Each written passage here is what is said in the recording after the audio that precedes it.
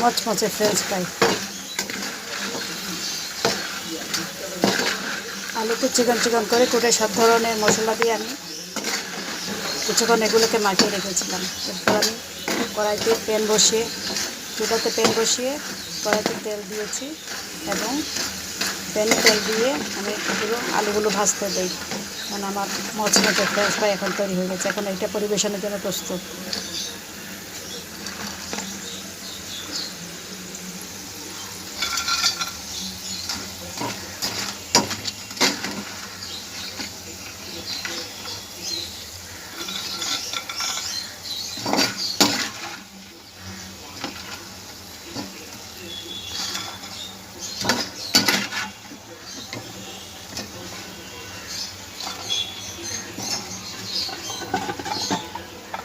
এই আমার কুরকুরে মুড়মুড়ে মজা